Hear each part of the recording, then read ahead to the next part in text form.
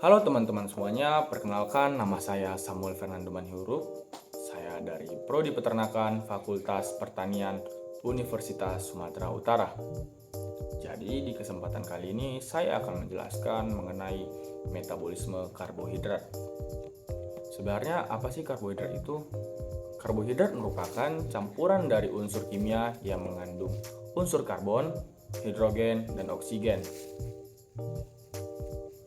di mana rumus molekul penyusun karbohidrat yaitu CnH2nON. Namun definisi di atas tidak sepenuhnya tepat. Ada karbohidrat campuran yang mengandung fosfor, es, dan nitrogen yang memiliki rasio CHO, contohnya deoksiribosa. Klarifikasi karbohidrat terbagi menjadi dua, yaitu sugar atau gula, karbohidrat yang mengandung kurang dari 10 residu monosakarida dan oligosakarida. Dan ada non-sugar atau non-gula, yaitu polimer dari monosakarida. 10 residu monosakarida di alam berat molekulnya sekitar 8.000 sampai 100 juta karbohidrat kompleks. Kelompok campuran karbohidrat dan non-karbohidrat.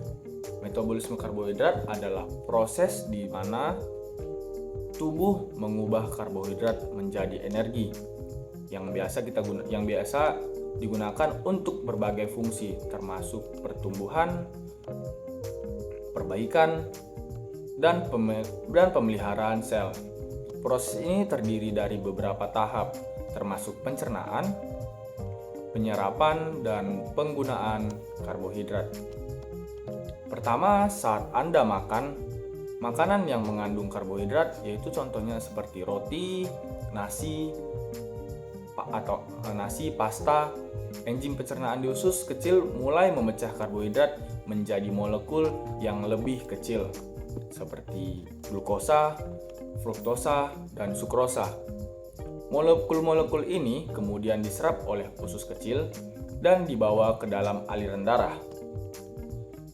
Setelah karbohidrat diserap, mereka diangkut ke hati, di mana mereka diubah menjadi glukosa, yang merupakan bentuk utama karbohidrat yang digunakan oleh sel tubuh manusia.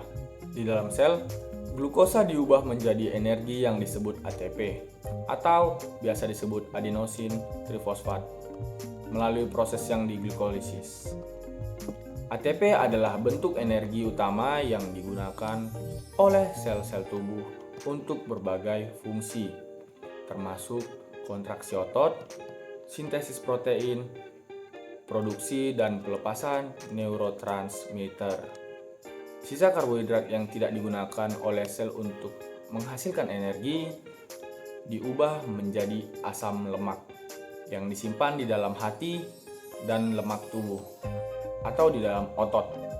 Ketika tubuh membutuhkan energi, asam lemak ini dapat diubah kembali menjadi glukosa dan digunakan oleh sel-sel tubuh. Secara keseluruhan, metabolisme karbohidrat adalah proses yang sangat kompleks dan terorganisasi dengan baik yang memungkinkan tubuh untuk mengubah karbohidrat yang kita makan menjadi energi yang dapat digunakan untuk berbagai fungsi. Sekarang saya akan menyampaikan tahap pembentukan ATP dari respirasi aerob. Disebut respirasi aerob karena menggunakan oksigen. Reaksi aerob dimulai dari glikolisis. Glikolisis adalah suatu proses perombakan glukosa secara aerob yang terjadi di sitoplasma. Pada hasil akhirnya, glikolisis menghasilkan energi sebanyak berapa molekul ATP dan NADH. Meskipun glikolisis menghasilkan energi, jumlahnya masih terbatas karena hanya terjadi dalam tahap awal dari proses respirasi aerob yang lebih besar. Glikolisis juga menghasilkan asam pirufat sebanyak 2 molekul.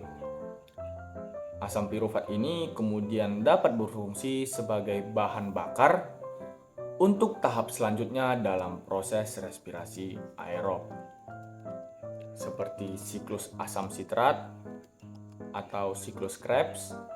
Di dalam mitokondria